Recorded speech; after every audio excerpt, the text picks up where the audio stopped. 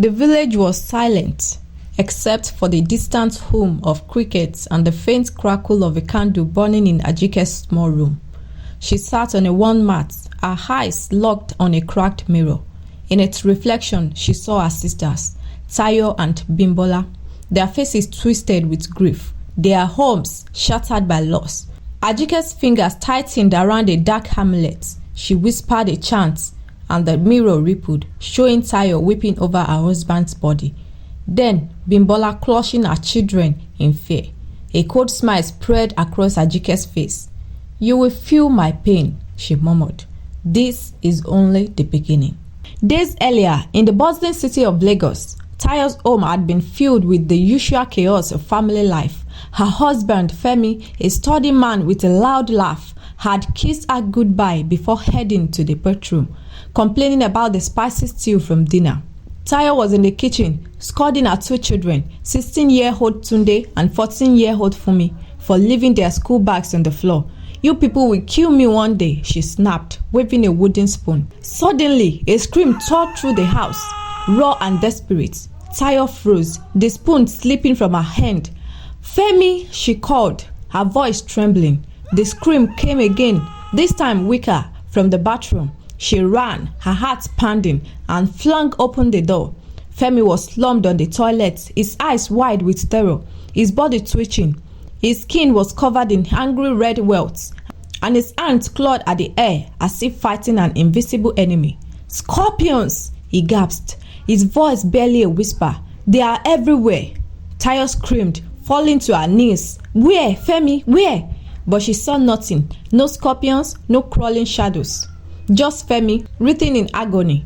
Tunde and Fumi rushed in, their faces pale. "Daddy!" Tunde shouted, grabbing his father's arm. Tayo scrambled to her feet. Together, they dragged Femi to the car and sped to the hospital, his breathing growing shallower with every second. At the hospital, the doctor's face was grim. "Scorpion stings," he said, shaking his head. "Hundreds of them, from the look of it. I've never seen anything like this. I'm sorry, he's gone." Tayo collapsed, her wails echoing through the ward. Tunde held Fumi, who sobbed into his shoulder. How could scorpions invade a tiled bedroom in the heart of Lagos? It made no sense. The next day, in another part of the city, Bimbola visited her husband, Shegun's office, dropping off his lunch. Shegun, a cheerful accountant with a quick smile, pulled her into a hug. "You are spoiling me, Bimbo," he teased. "What will I do without you?" Their two children, 14-year-old Kemi and 10-year-old Dayo, were at home with the maid, and Bimbola was already planning dinner. "Just don't eat everything before I get back," she laughed, waving as she left. Shegun settled at his desk, humming softly. He didn't notice the air grow heavy or the lights flicker. A shadow stared in the corner, and suddenly Ajike appeared, not as herself, but as a writhing mass of black scorpions, their pincers glistening. Shegun froze, his chair scraping back. "What is this?" he stammered. The scorpions surged forward, covering him in seconds. He screamed, thrashing as their stings pierced his skin. His colleagues burst in, finding him convulsing on the floor, his body swollen with welts. No scorpions were in sight. They rushed him to the hospital, but it was too late. "Scorpion stings," the doctor said, his voice heavy. "Just like that case yesterday." Bimbola arrived, her face crumpling as she saw Shegun's lifeless body. "No, no, no," she screamed, clutching Kemi, who had come with her. The office staff whispered among themselves. Scorpions in an office? This is not normal. That night, the sisters gathered at Bimbola's house, their mother, Mama Ijebu, as most people call her, having arrived from the village. The living room was heavy with grief, the air thick with questions. Tayo sat on the couch, her eyes red. "Femi was just fine," she whispered. "He was laughing just before. How can scorpions just appear?" Bimbola paced, her hands shaking. Shegun too, they said the same thing. "Scorpion stings, but where are they? Nobody saw them." She turned to Mama Ijebu, who sat quietly, her face lined with worry. "Mother, what is happening? Is this a curse?" Mama Ijebu sighed, her voice low. "We need to pray. Something is not right. Maybe we should go to the village and see Baba Ogunleye. He knows about these things." The sisters nodded, clinging to the hope that the old herbalist could help. But deep in the village, Ajike watched through her mirror, her heart cold. "Pray all you want," she whispered. "It won't save you." A week later, the children had returned to school, trying to find normalcy amidst the grief. Tunde, Tayo's firstborn, was in class, joking with his friends to mask his pain. He didn't notice the strange chill that swept through the room or the shadow that flickered near his desk. Suddenly, he gasped, clutching his leg. Blood seeped through his trousers and he collapsed, screaming. His classmates panicked, shouting for the teacher. "There's blood! Something beat him!" One girl cried. The teacher rushed over, but there was no sign of a scorpion or any creature. Tunde's leg was swollen, the skin around the wound turning black. They carried him to the school clinic, then to the hospital. Tayo arrived, her heart in her throat. "Not my son," she begged, gripping the doctor's arm. But the doctor's words were like a knife. "Scorpion sting. We couldn't save him." Tayo fell to the floor, her screams tearing through the hospital. The teacher, shaking, stammered, "We didn't see anything. No scorpion, nothing." That night, Tayo and Bimbola sat with their mother, their faces etched with fear. "This is not ordinary," Tayo said, her voice shaking. "First Femi, then Shegun, now Tunde. Mama, we need to go to the village now. Baba Agunleye will know what to do." Bimbola nodded, clutching Kemi's hand. "We can't wait. Something is after us." They called their driver Biodun and piled into the car with Kemi, Dayo, and Fumi. The road to the village was long and dusty, the car's headlights cutting through the darkness. Inside, the sisters were silent, each lost in their thoughts. Bimbola glanced at her children, her heart heavy. "We'll be fine," she whispered, more to herself than to them. Ajike had already seen them coming to the village and she decided to interrupt the journey. Halfway to the village, the car sputtered and jacked to a stop. Biodu cursed under his breath, climbing out to check the engine. "What's wrong?" Tayo demanded, leaning out the window. Biodu shook his head, his flashlight beam dancing over the engine. "I don't know, madam. It just stopped. Everything looks fine, but it won't start." The family climbed out, the night air cool against their skin. The road was deserted. The only sound is the chirping of crickets. Mama Ijebu's voice was tight with worry. "This is not good. We need to keep moving." But the car refused to budge. Hours passed, and with no mechanic in sight, they had no choice but to find shelter. A small rundown hotel nearby was their only option. The receptionist, a tired-looking woman, handed them keys to 2 rooms. "No funny business," she warned, eyeing their anxious faces. In their room, Tayo and Bimbola sat on the creaky bed, their children asleep on a mattress on the floor. "We'll go back to Lagos tomorrow. Get another car," Bimbola said, her voice hollow. Tayo nodded, but her eyes were distant. "I keep seeing Tunde's face," she whispered. He was so scared. The next morning, they returned to Lagos in a crowded public bus. At Bimbola's house, Amaka, the maid, was waiting. "Welcome, madam," Amaka said. Bimbola went inside to grab a car key, while Tayo and Mama Ijebu and the children waited in the living room. They were about to leave when Kemi got stung by the invisible scorpion. "My neck!" Kemi shouted. The neck was already swollen. Bimbola's heart stopped. She raced towards her, Tayo and Mama Ijebu behind her. Kemi lay on the floor, her body still, her lips blue. A single red welt marked her neck. "No!" Bimbola screamed, shaking her daughter. "Kemi, wake up!" They lifted her into the car, speeding toward the hospital, but Kemi's body grew colder with every mile. At the hospital, the doctor's words were a death knell. "She's gone. Scorpion sting." Bimbola collapsed, her screams mingling with Tayo's. Mama Ijebu clutched Dayo, who sobbed uncontrollably. "We need to get Fumi and Dayo to the village now," Tayo said, her voice breaking, "before this thing takes them too." With Fumi and Dayo in tow, they set off again, the car rattling along the uneven road. The sky was heavy with clouds, the air thick with an unspoken dread. As they neared the village, Ajike's voice echoed in the wind, unheard by the family. "You can't escape me." Inside the car, Fumi suddenly gasped, clutching her chest. "Mommy, it's hot," she cried. Tayo turned, her eyes wide. A red welt appeared on Fumi's arm, swelling rapidly. Before they could react, Fumi's body went limp, her eyes rolling back. "No!" Tayo screamed, shaking her. "Fumi, stay with me!" Bimbola pounded on the driver's seat. "Hurry, Biodun, get to the village!" But Fumi was gone, her body still in Tayo's arms. The car screeched to a stop outside Baba Ogunleye's compound. Mama Ijebu jumped out, carrying Dayo, the last surviving child. "Baba, please," she begged, tears streaming down her face. "Save him!" Baba Ogunleye's hut was small. It was lined with herbs and strange artifacts. The old man listened as Mama Ijebu recounted the tragedies, his eyes narrowing. He chanted softly, tossing cowrie shells onto a mat. The shells landed in a pattern that made him pause. "Where is your first daughter, Ajike?" he asked, his voice low. Mama Ijebu frowned. "Ajike? She's in the village, in her house. Why?" Baba's face was grave. "Nothing can be done until she's here. Bring her." The sisters exchanged confused glances. "What does Ajike have to do with this?" Tayo asked, her voice sharp, but Baba was firm. "Find her now." At Ajike's house, the air was thick with tension. Ajike sat calmly, peeling an orange, as her mother and sisters burst in. "Ajike, please," Mama Ijebu begged, her voice trembling. "Come with us to Baba Ogunleye's house. Something is killing our family." Ajike's eyes were cold. "Why should I? You've never cared about me before." Tayo stepped forward, her voice desperate. "Ajike, we are sorry for anything we did. Please, just come. Dayo is all we have left." Ajike laughed, a bitter sound. "You think you can just come here and beg? After everything?" Bimbola fell to her knees, tears streaming down her face. "Ajike, please, we'll do anything." But Ajike shook her head. "Get out." Defeated, they returned to Baba, who agreed to come to Ajike's house.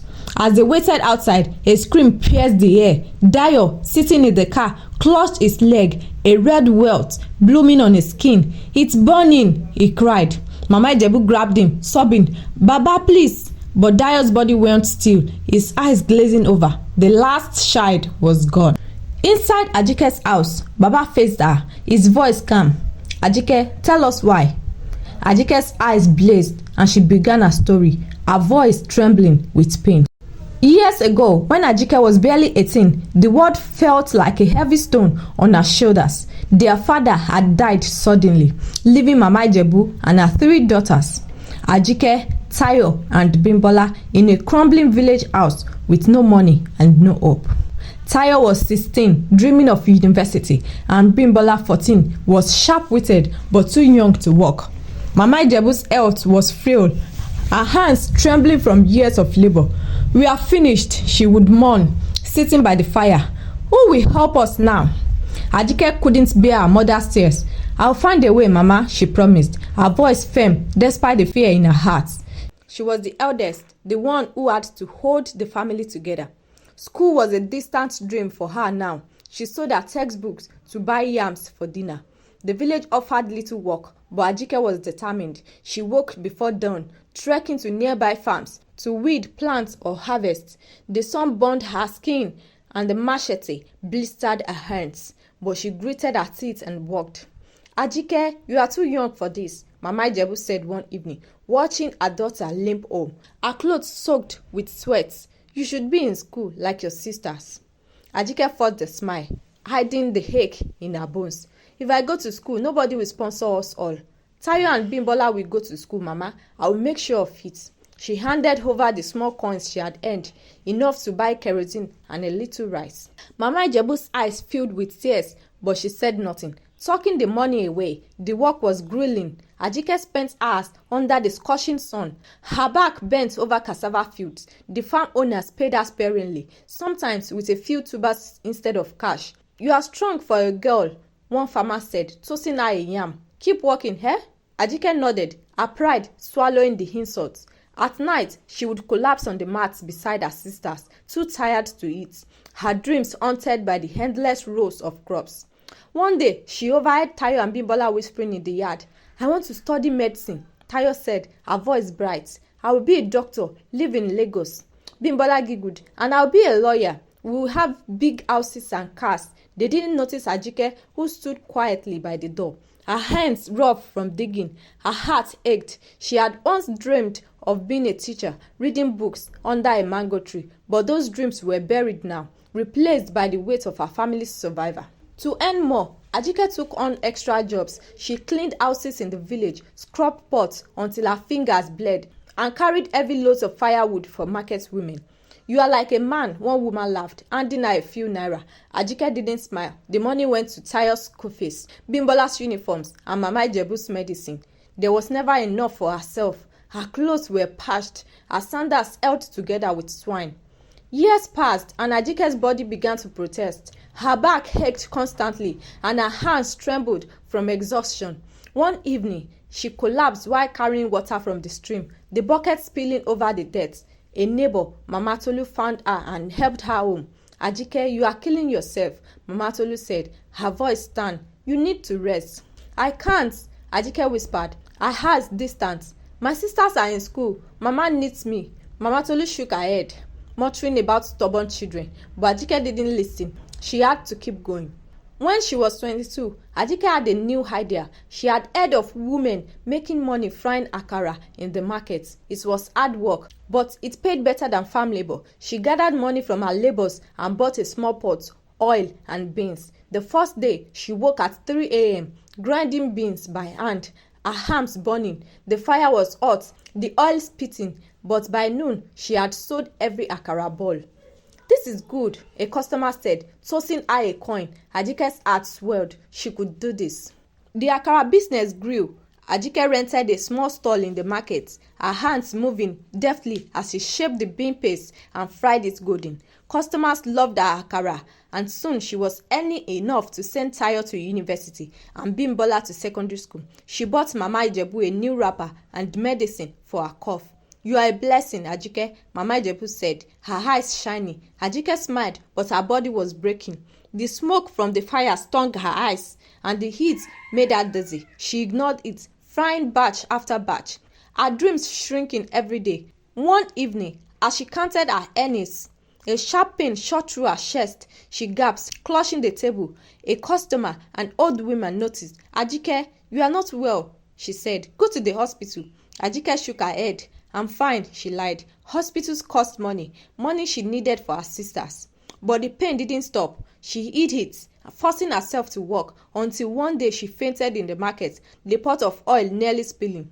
Mama Tolu took her to a small clinic, where the doctor was blunt. "You need to stop the akara frying, as it is not good for your lungs," he said. "The smoke from frying is killing you. You need to stop." Ajike's heart sank. Stop? How could she? Her sisters were still in school. Mama Ijebu needed medicine. "I'll manage," she said, but doctor shook his head. "If you don't stop, your health will keep deteriorating."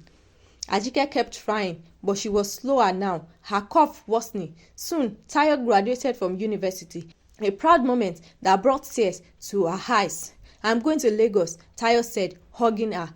"I got a job in a hospital." Bimbola, now in university, was next. "I'm studying law," she said, her voice bright. Ajike nodded, her heart heavy with pride and pain. She had done it. She had given them a future, but at what cost? One night, she returned home to find Mama Ijebu and her sisters whispering in the parlor. "Don't tell Ajike," Mama Ijebu said, her voice low. "She's a witch. She will spoil your success." Ajike froze at the door, her heart shattering. A witch? After all she had done? She slipped away, pretending she hadn't heard. But the words burned in her mind. Her family saw her as a threat, not as a savior. Soon, Tayo and Bimbola moved to Lagos. Their visit to the village rare. They sent gifts for Mama Ijebu, new clothes, a radio, but nothing for Ajike. She kept frying akara, her cough worsening, her body weaker. A year later, she met Dele, a kind but poor carpenter. He made her laugh, something she hadn't done in years. They married quietly, and she moved into a small house. Mama Ijebu and her sisters were bitter. A carpenter? Tayo snarled when Ajike told her, "You will be poor forever." Bimbola laughed. "Ajike, you could have done better." Ajike swallowed the hurt, focusing on her new life. She gave birth to a son, Temi, who became her joy, but the akara business was killing her. The doctor's warning echoed in her mind, and when Temi was 2, she fainted again, this time at home. Dele took her to the clinic, where the doctor was furious. "I told you to stop frying," he said. "It's bad for your health." Ajike had no choice. She stopped, but with no income. Their savings dwindled.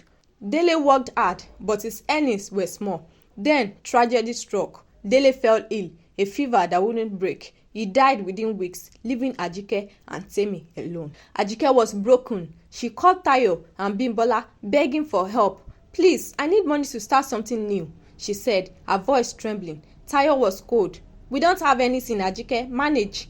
Bimbola was worse. "I don't owe you anything," she snapped. Ajike went to Mama Ijebu, hoping for comfort, but her mother was harsh. "Get your life right, like your sisters. Stop begging."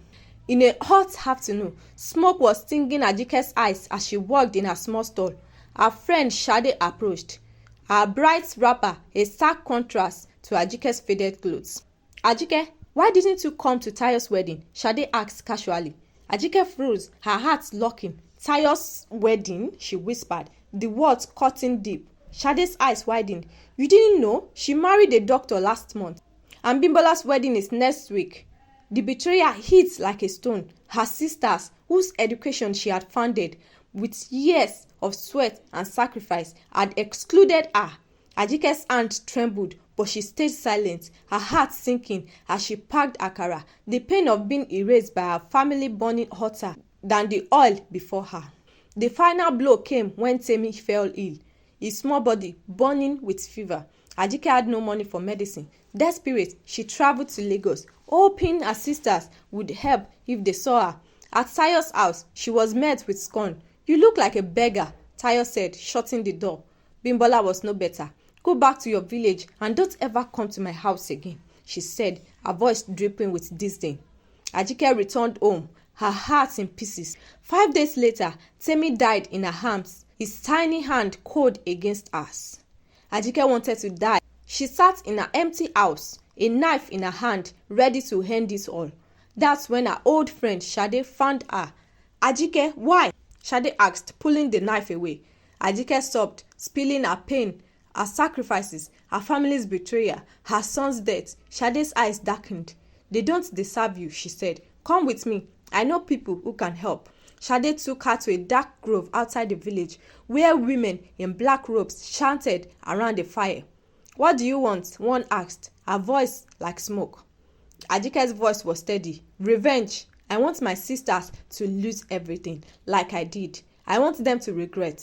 The woman smiled, handing her the amulet. "You have power now," they said. "Use it." She then turned to her sisters.